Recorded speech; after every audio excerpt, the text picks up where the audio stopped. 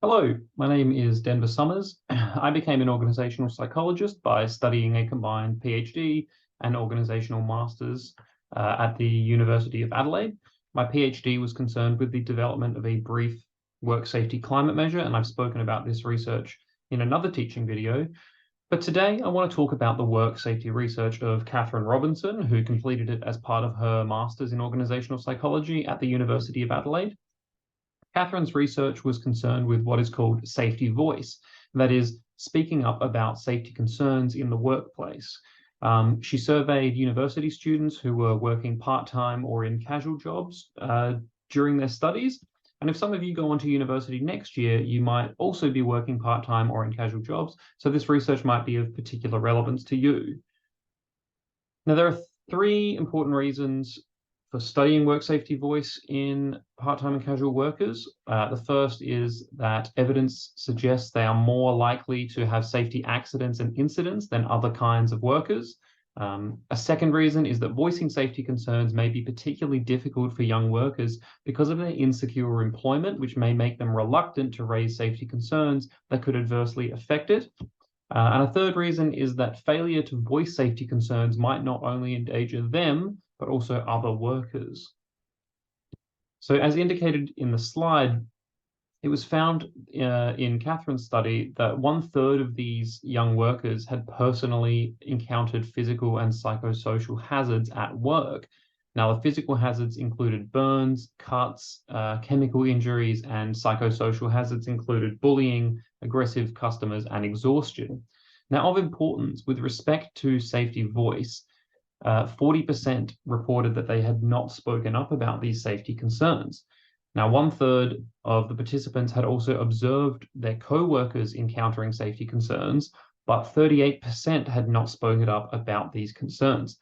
Now, on average, these young casual and part-time workers reported using safety voice only occasionally or sometimes rather than often or frequently.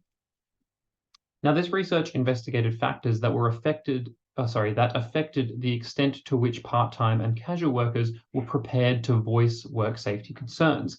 Now, negative factors that made voicing safety concerns difficult included, as predicted, their insecure work status, because part-time workers were found to be more likely to voice safety concerns than the less secure casual workers.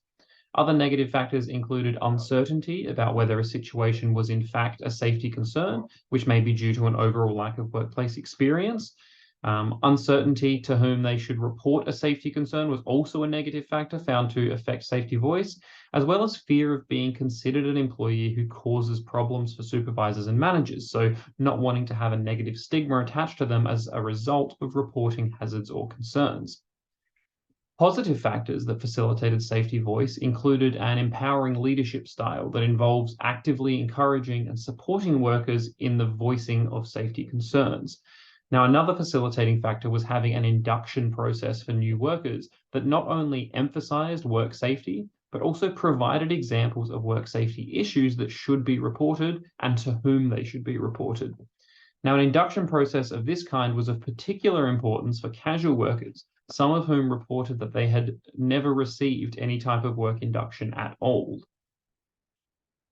Now, this study highlighted the importance of organizations having, as we just mentioned, an empowering leadership style that encourages and supports workers to voice concerns they may have about work safety, as well as an induction process for all new workers, including part-time and casual workers, that emphasizes work safety, provides examples of work safety issues that should be reported, and to whom such issues should be reported.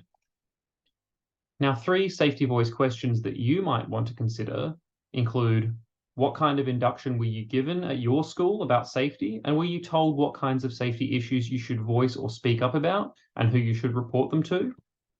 What factors, positive and negative, affect students voicing safety concerns at your school?